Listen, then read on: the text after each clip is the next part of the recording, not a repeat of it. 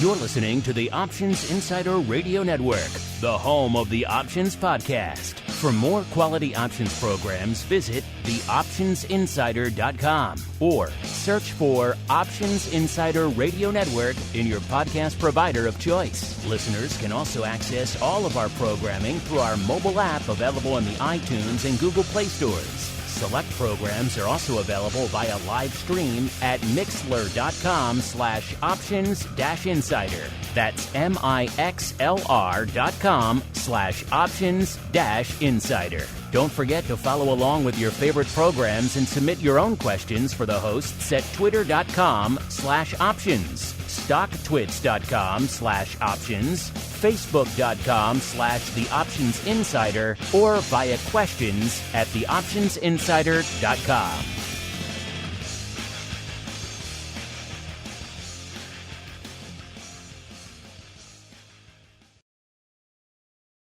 You wanted it, you got it. A radio program that helps teach you options trading inside and out, basic to complex. This is Options Bootcamp. Whether you want to learn how to protect your portfolio, generate income, or even become a master of volatility, the Options Bootcamp drill instructors will break it all down for you. Now, let's get you into peak options trading shape. Here are your Options Bootcamp drill instructors. All right, everybody. That music means it is Education Wednesday. Once again, we are back from hither and yon, back live in your ear holes here for Options Bootcamp, the premier options educational program. My name is Mark Longo from theoptionsinsider.com, as well as, of course, from the ever-compelling network upon which so many of you are mainlining. Remember, if you're just getting the Bootcamp feed, you're missing out on so much. It's close to a dozen shows coming at you, usually to a day.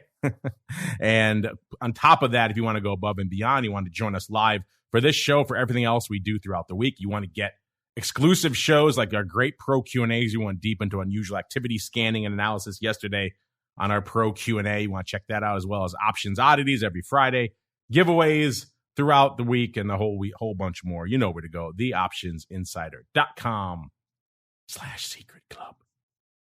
And of course, if you listen on demand, all we ask is, hey, if you like what you hear, keep rating and reviewing. It really does help all the new folks discover the show. Just like this week's 5-star reviews comes from Justin. I'm not sure which platform this was from. I'll have to look and see. But this Justin, just very simple. It says, thanks for doing the show. I've really learned a lot. Please do it for another 10 years. Well, we'll see about the last part there, Justin, but we're having a good time doing it. When I say we, I, of course, am joined by the black-hatted one himself, Mr. Dan Passarelli from Market Taker Mentoring, what the cool kids call to Mr. P, welcome back to the program. B, how was your globe-trotting adventures? I believe you went off to the shores of Denmark. And then C, what do you have to say for even more listener love this week from Mr. Justin, sir? Oh, I am excited to be here, and yeah, did a bit of traveling. I was in Vegas, and then came home for 24 hours, and then went to Copenhagen, which was really nice. Visited my daughter, who's there studying abroad, and now here we are in the midst of earnings season, which is one of my favorite times to trade.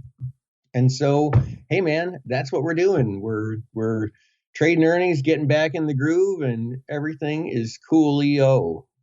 And before we dive into the questions, because we've been off for a couple of weeks, you've been traveling. I was off doing a panel for STAC, the Securities Traders of Association of Chicago, literally during our showtime last week. Listen, that's why we were off last week. By the way, we are working on getting that panel out to you if you are intrigued by what the industry folks are talking about when it comes to options. We'll see if we can get that for you. We're working on it as we speak. But Mr. Dan, we've been gone, and, the markets have kind of fallen out of bed, especially the last few sessions. Just yesterday, we're coming hot off the heels of, some of the worst days we've seen this year, if not in multiple years for most of the major indices. A lot of blood red on the screen.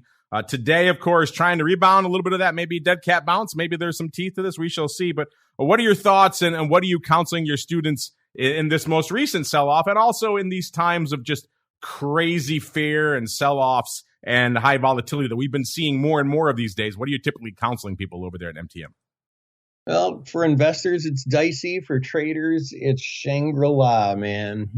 We got volatility, and that's good for traders. And, it's a great time to be in options.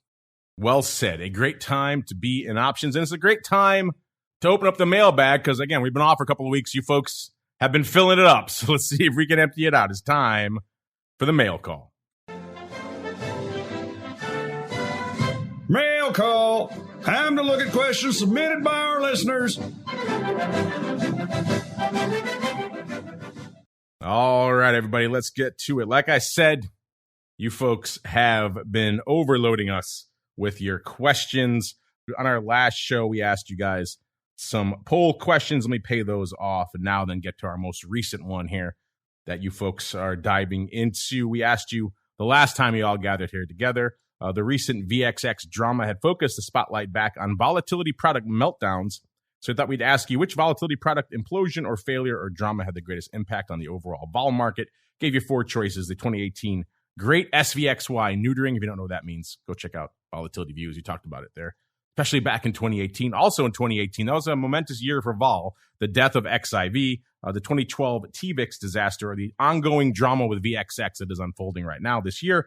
And nearly 70% of you, 69% of you chose the death of XIV. I kind of expected that. That was a watershed moment in the volatility markets for many reasons. And it looks like you guys agreed. Number 2, the ongoing VXX drama, 17.2%. Number 3, the TVIX disaster of 2012, 10.3%. No love for the great SVXY neutering, even though I got caught up in that. A lot of people did. Our call premium went to 0 really quickly.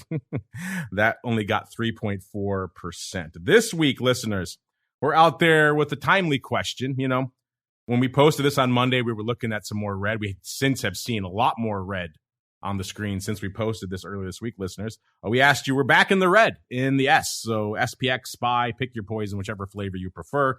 So how are you positioning in your broad market portfolio right now? Gave you 4 choices, as we are wont to do on Twitter. You're still long SPY or the S, so you're kind of still bullish. You're still kind of hoping to persevere through this most recent round of red. Or you're long SPY or SPX, but with the put or some other type of hedge in place. Or you're now in cash and you're waiting to maybe do a little buying of the dip out there. Or you're into or going to move into crypto. And before you say it, I know a lot of you have already written in to say, hey, what about an option to be short right now? We did not include that. Maybe we should have in hindsight. So maybe that could be your phantom 5th selection out there. I wish we could add 8 choices, 10 choices for a Twitter poll. That would be fun. Get a little bit more granularity, but we're stuck with 4. So, Mr. Dan, those are your 4 choices. People are still long the S. They're long the S, but with a put or some other hedge. They're in cash, but they're waiting to maybe do a little BTFD in, or they're into or moving into crypto. What is your choice, and what do you think our audience is choosing, sir? Well, how I'm sitting is number 1 here. Still, just still long the stocks I've been long. I feel like at this point, I like usually if anybody asks me how I feel about the market, a month later, I'm going to have a different answer, but I don't have any different answer than I had 5 months ago. It's the same. And I doubt very much that answer is going to change. We're just going to be trading volatilely sideways is what I said months ago and what I think is going to keep going on. And so I don't know. Personally, at this point, I don't see adding any new hedges. So yeah, I'm just waiting it out. So I'm going to put you in the still long the S camp. Do you think our audience is there too, or think they're choosing something else? Oh, I would say that they're either choosing that or with another hedge. Yeah. All right. And so far, it's actually been a very contentious poll, which is always fun to see. There's pretty much 3 choices that are vying for the number 1 spot right now. Right now, with just a slight majority, you're still long the S. So still long SPY or still long SPX, just like Dan was saying. 37%. Right behind it, though, which is a larger percentage than I thought, are in cash, but waiting to BTFD. So 35.2%, Dan, saying they're in cash right now, which is kind of interesting. And then we have 25.9% saying you're in SPY or in the S, but with the put or some other type of hedge. So you've got a little bit of downside protection against the worst that could come to pass. Or this is less than I thought, about 2%, 1.9% saying you're in or moving to crypto right now. So not a lot of love for crypto, which, again, maybe some of the recent performance spooking you out of there. It does seem like it's a very high beta asset class at the moment. So much for the uncorrelated asset class out there. It does tend to move in lockstep with a lot of the major assets. If you guys want to play along, you have until the end of this week. At Options is the place to go to play along. If you're listening after the fact, weeks, months, years down the road, as I know many of you are, just go to At Options anyway. Chances are we got a fun poll or question of the week live there right now whenever you're listening to this. So a lot of good content for you there all the time. Meanwhile, let's keep on rolling. Let's go out to this question. Kind of an interesting one from Pearls, Dan. Pearls. Pearls plural, so multiple pearls. They want to know, I know you were both market makers and probably made millions of options trades as a professional, but what was the first options trade you remember making as a regular trader? I'm assuming she means kind of in my personal account, like one of the first personal options trades you made. So I can think of mine, Dan. I'll buy you a few seconds so you can fire up those brain cells and think of yours. But I recall it. I had just come out to Chicago. It was probably, I want to say 97 or so. And I was still in that kind of assistant trader, clerking, learning how to trade phase. I was working out in IBM and a few other pits and then the SPX doing ARB stuff. And I was getting the handle of this whole thing, doing nighttime classes on Natenberg and Black-Scholes and mock trading and making markets at high speeds and fractions, 16ths and 8ths, all the skill sets that are so deeply useful today. I joke. It was a fun time.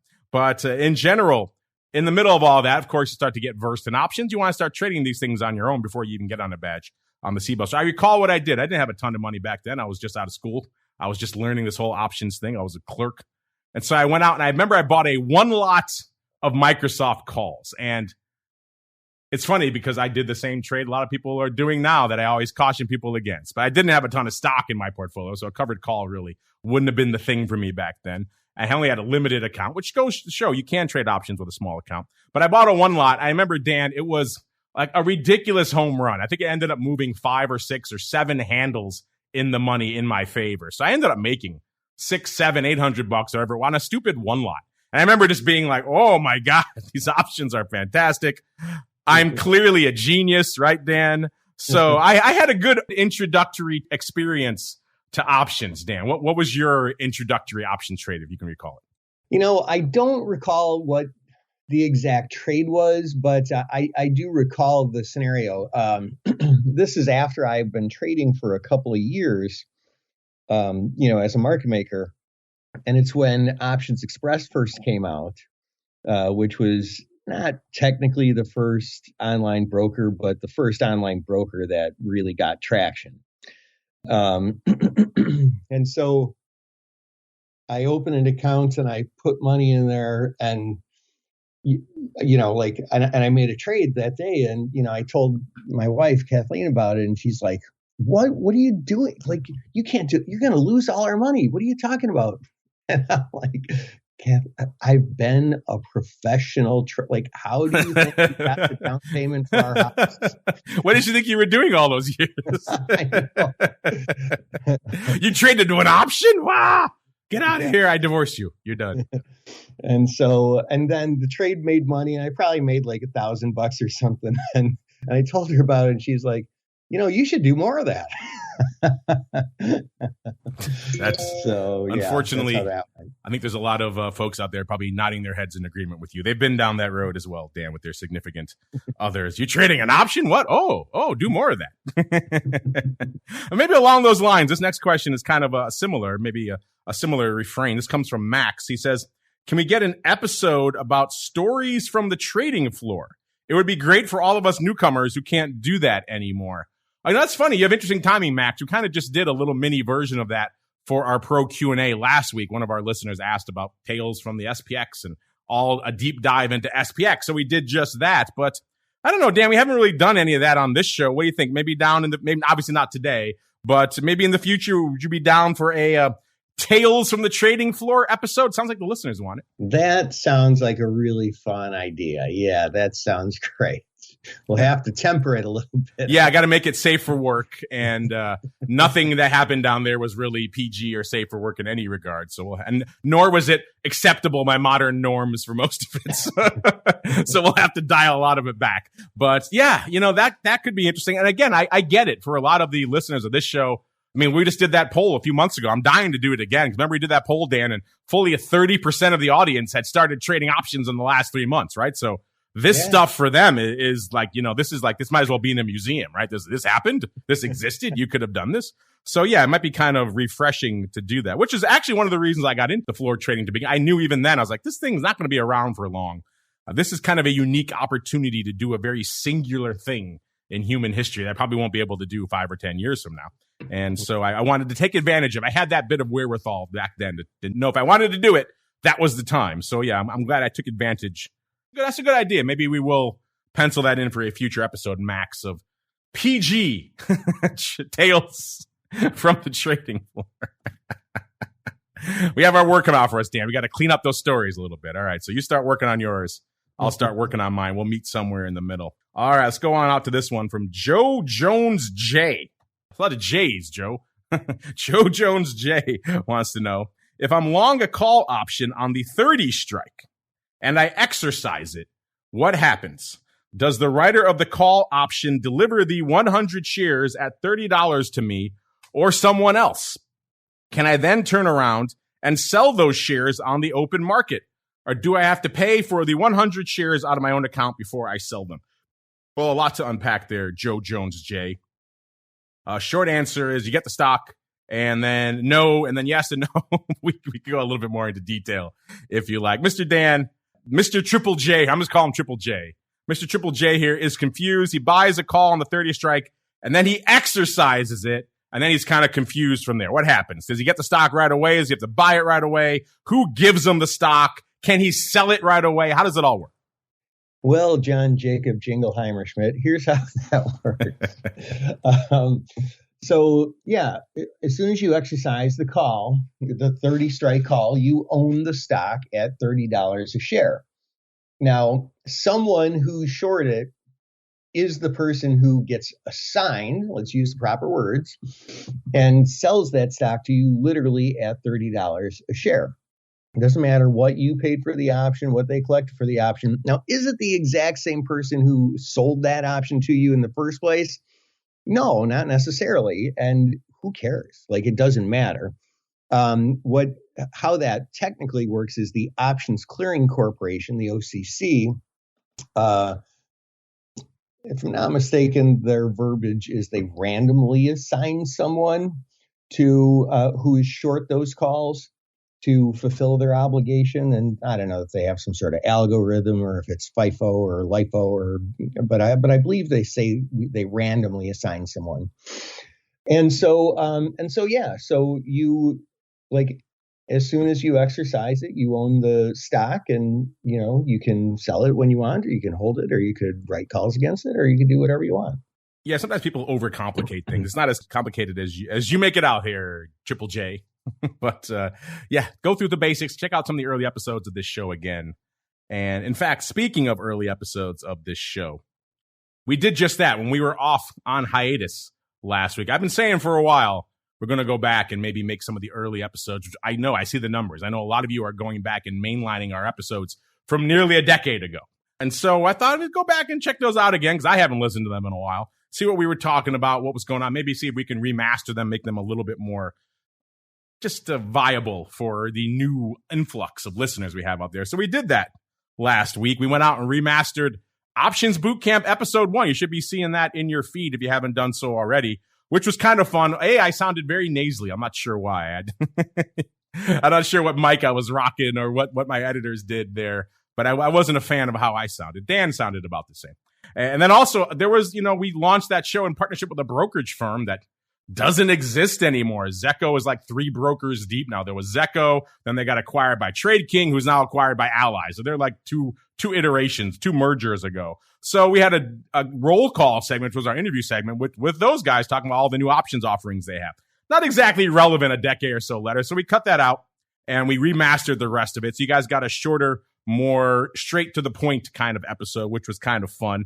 And it's just like people liked it, including one of our pro members here, Tony B. He's the guy who asked for the SPX show. He said, a quick note that I really enjoyed the first episode of Options Bootcamp.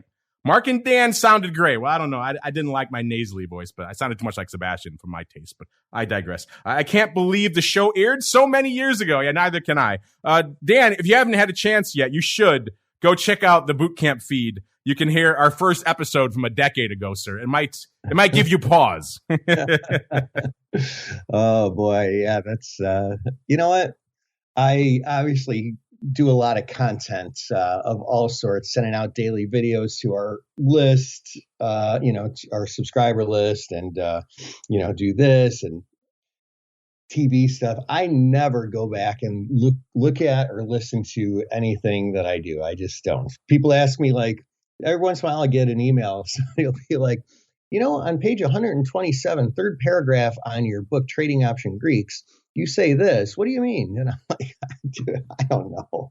I wrote that book like 12 years ago, and I haven't read it since then.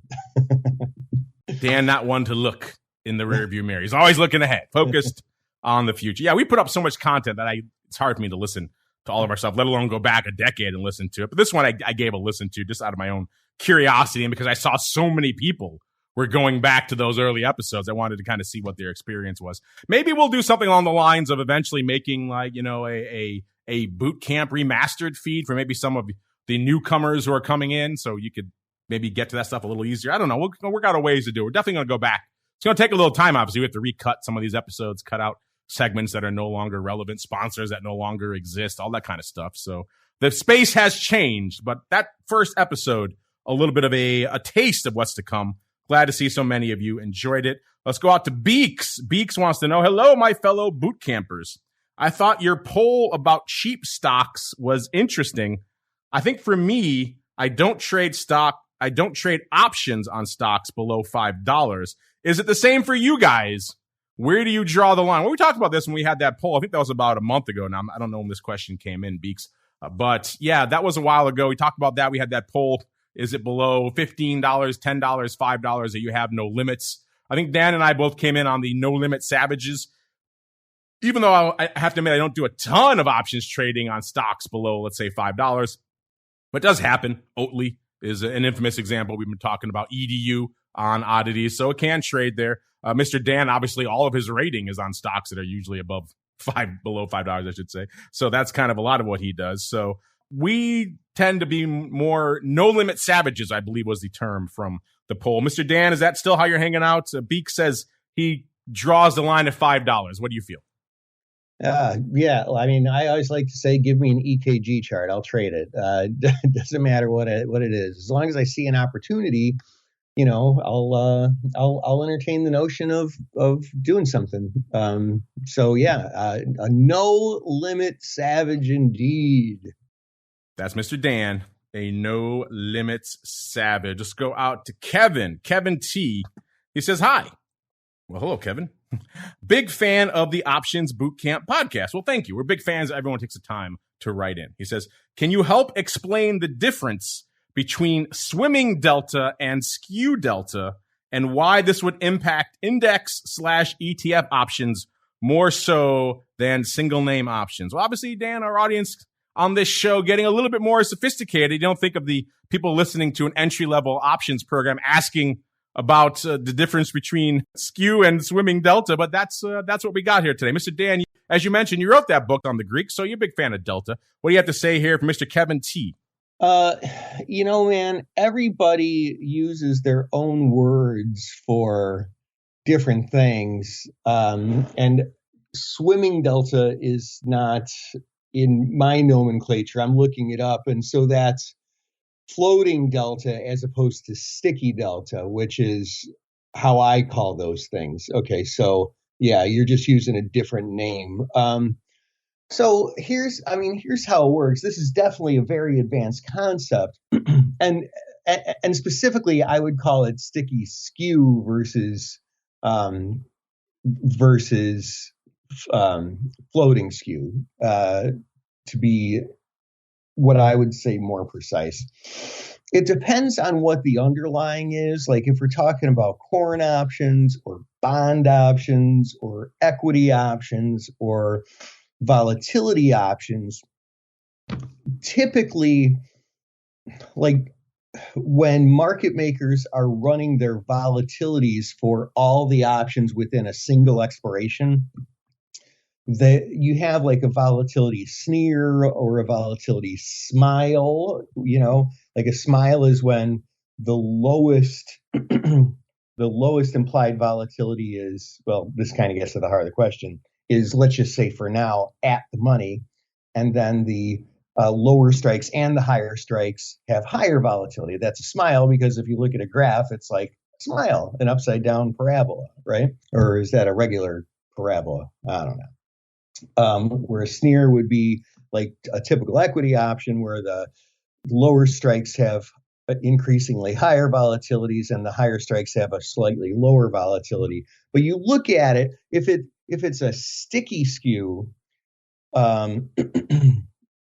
if it's a sticky skew, which, if I'm not mistaken, it's been a long time since I dipped my toe in the bond options water. That's how that works, where there is a strike that is the strike that is the lowest volatility, because it's a smile there, and it stays that strike until the market collectively sort of decides that it's a different strike by buying and selling and changing the shape of that skew, or basically not changes the shape of it, but changes like where that middle point is.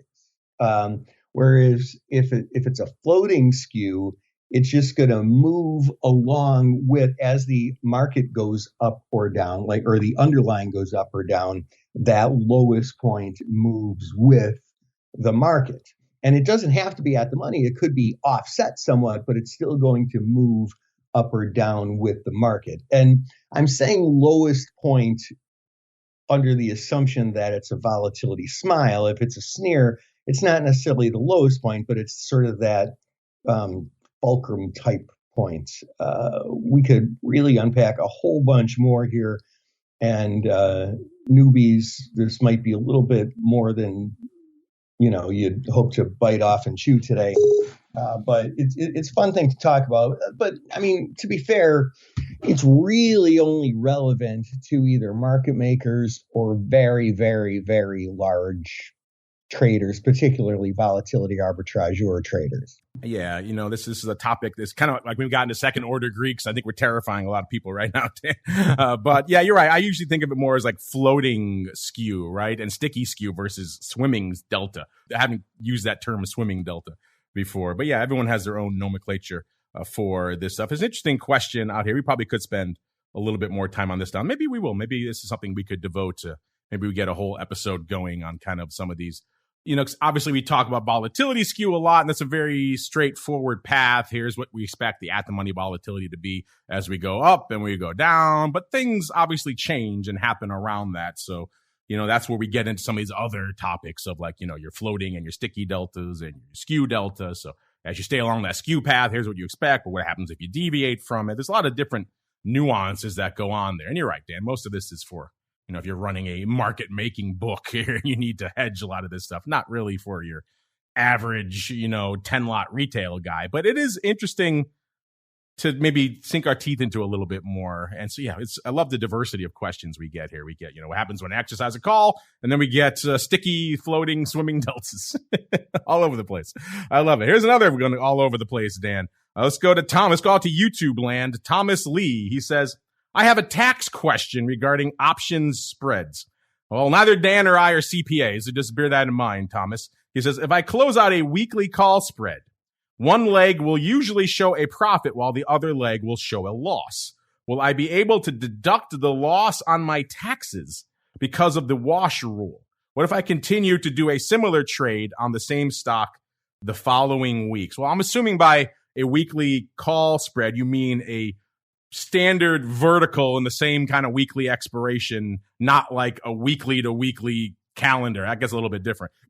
But if you're talking about a standard weekly, you buy a call spread in whatever name, XYZ, and it makes a little bit of money, right? Then you're right. One of the legs maybe will expire in the money. Maybe the other leg, you'll lose money on it. But then again, you're making money on that whole spread. If you're doing a spread, it has two moving parts. So even if you do, however you're constructing this, if you do make money on one leg and you lose money on the other, you can deduct those losses against your gains you made right there. In fact, you're probably going to report it like that. So it's going to come out of the gains you just made. It's not like you can take those losses and pull them out separately, and this is a separate capital loss. I mean, sounds like you still made money on this trade at the end of the day, even if maybe you did lose money on one little portion. Dan, obviously neither you or I are tax guys, but can you get to what this guy's talking about here? He loses money on his verticals. Can he deduct those losses separately, sir? I understand his question, but I don't answer questions like this. I mean, look, man, I hire an accountant to do my taxes, and he's a guy who knows what he's doing, and no single person can be great at everything. And so I choose to not fart around with taxes. I let somebody who is a pro do them. And so I just don't play this game, and I don't pretend to be an expert. Not an expert in everything, sir. I'm stunned by you here, sir. I mean, I guess I can be the only one here on the show. Have you seen my pottery, sir? Amazing. Have you seen my advanced theoretical physics?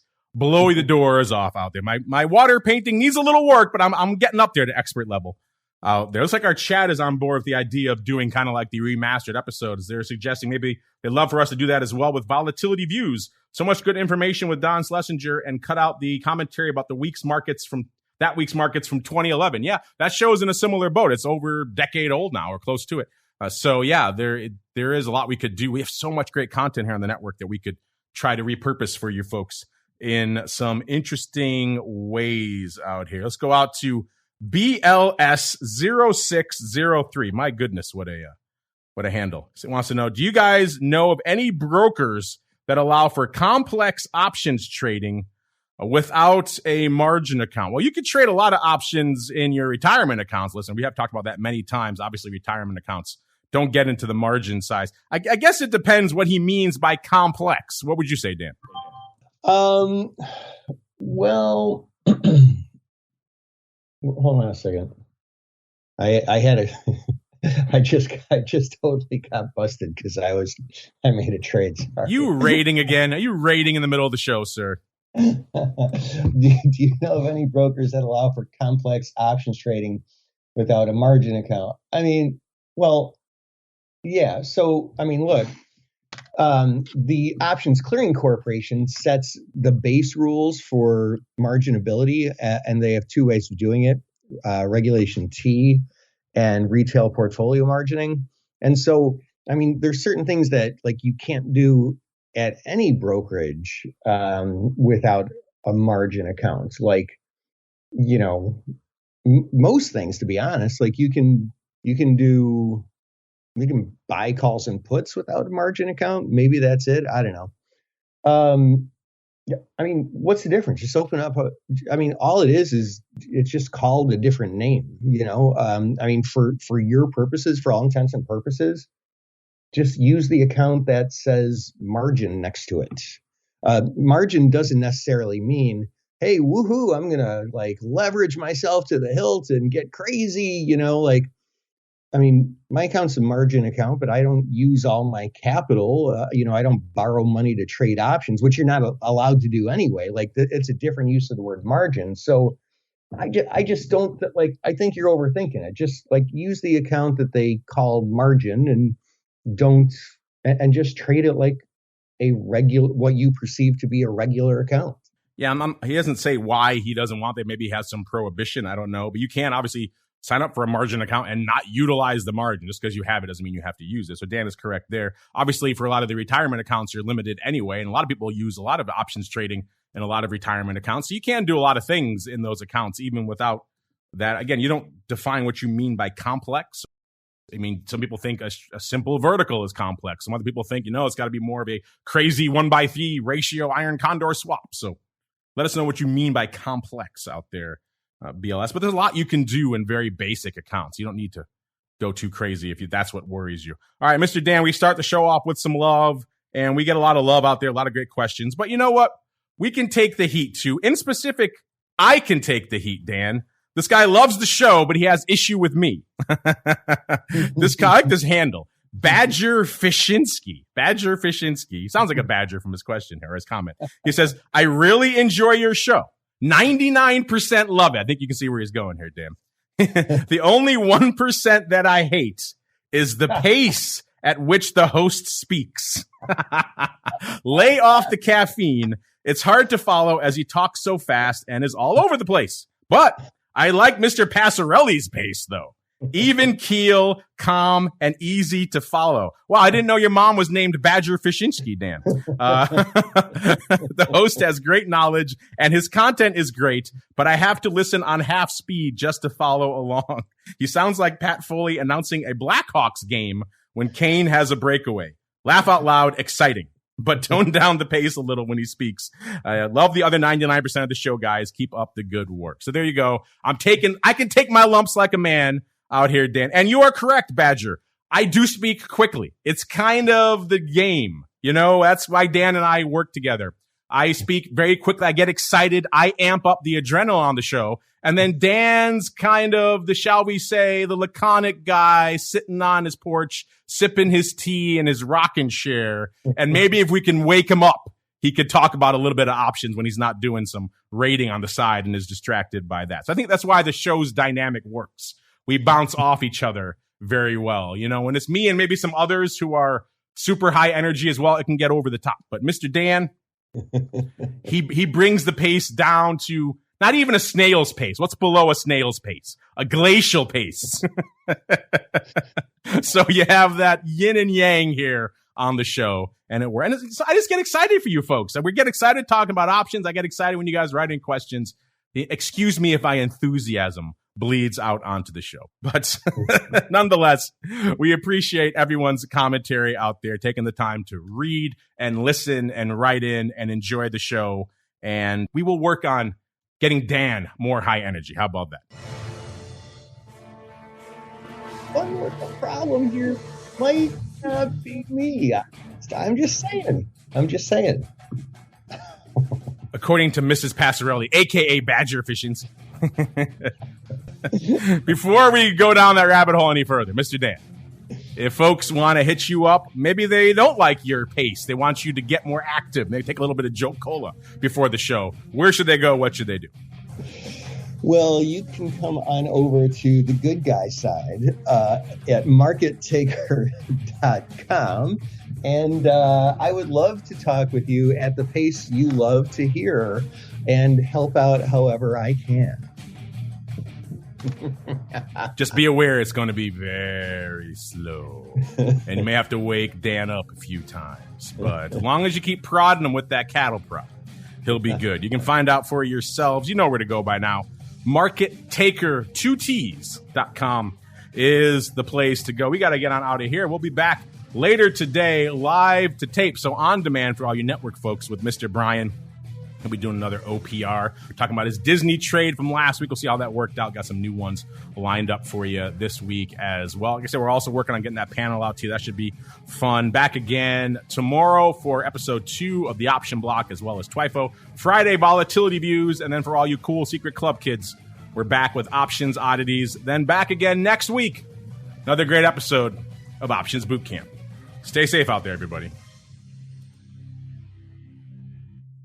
You're listening to the Options Insider Radio Network, the home of the Options Podcast. For more quality options programs, visit theoptionsinsider.com or search for Options Insider Radio Network in your podcast provider of choice. Listeners can also access all of our programming through our mobile app available in the iTunes and Google Play stores. Select programs are also available via live stream at mixlr.com/options-insider.